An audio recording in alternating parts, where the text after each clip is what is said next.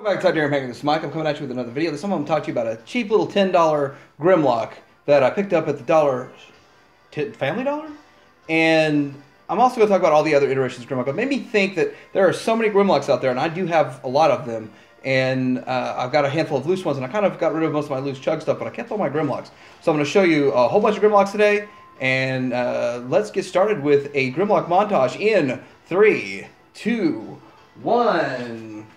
G1 Grimlock, Action Master Grimlock, Classic Pretenders Grimlock, G2, G2 Recolored, Alternators, Animated Grimlock, Classics Grimlock, Titanium Series Grimlock, Masterpiece Grimlock, Generation Fall of Cybertron Grimlock, Bayverse Grimlock, Cyberverse Grimlock, Titan Master Head, Creo Grimlock, Hero Master, Masher Grimlock, and then Heroes of Cybertron. And I probably missed a few, but their Grimlock has been made in many different forms, and he's been part of the line forever. And I have to say that he no bozo, he king. So let's get into talking about this guy here. I was thinking this might make a good replacement for your Power of the Primes, but then I kind of opened him up and looked at him, and I was unsure. So let's do a quick comparison of him and the Power of the Primes version.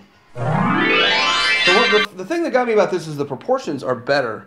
Like the way his chest and legs and all that look, except for the fact this thing's made to be super cheap and to be super easy to transform. So the legs are still there, the hands are really not prominent.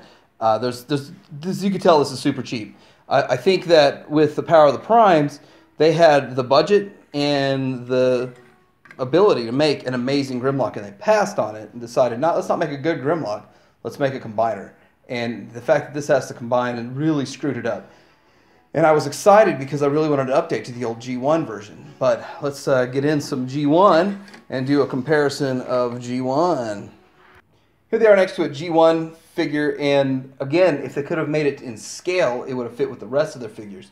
And I do like the fact that they kind of upsize the G1 with the Power of the Primes. And this guy here is still bigger. But I think you would say he would fit better with G1 and Power of the Primes, I guess. I mean, just the aesthetic, it would lend it to it, but I still think there's something quaint about the G1. Looks like even a G1 Grimlock would scale better with Power of the Primes than Power of the Primes does. Here they are next to one of the better looking Grimlocks that I think that Hasbro's put out over the years. And this is the Fall of Cybertron version, and which I'm not a big fan of that whole Fall of Cybertron look of the figures. I did think Grimlock looked pretty good. You still see some gappiness there, but this is during a time when Hasbro was doing great figures, and I think they're getting back to that now.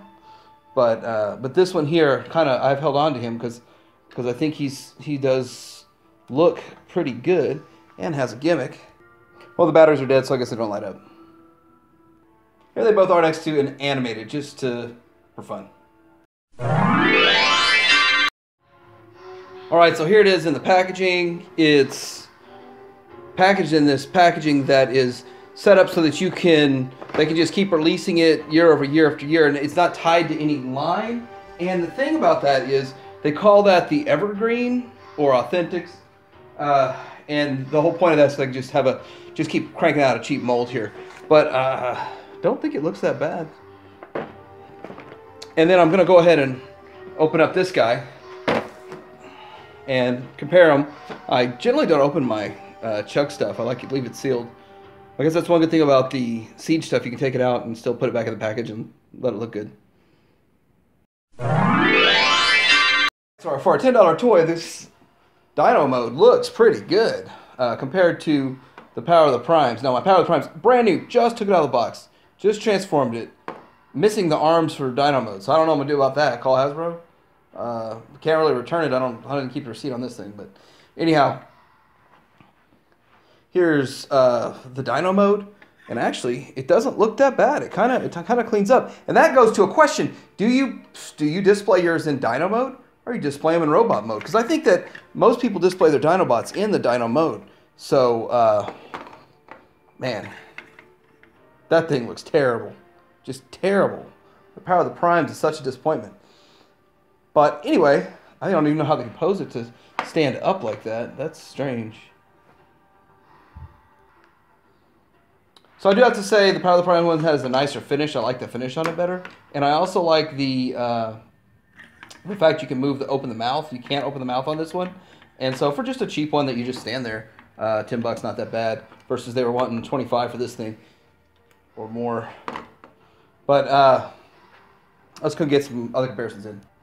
Here's the G1. It's kind of hard to beat the G1 look because G1 is just the best looking version of Grimlock. And so for that, it's going to be hard to have a better looking one.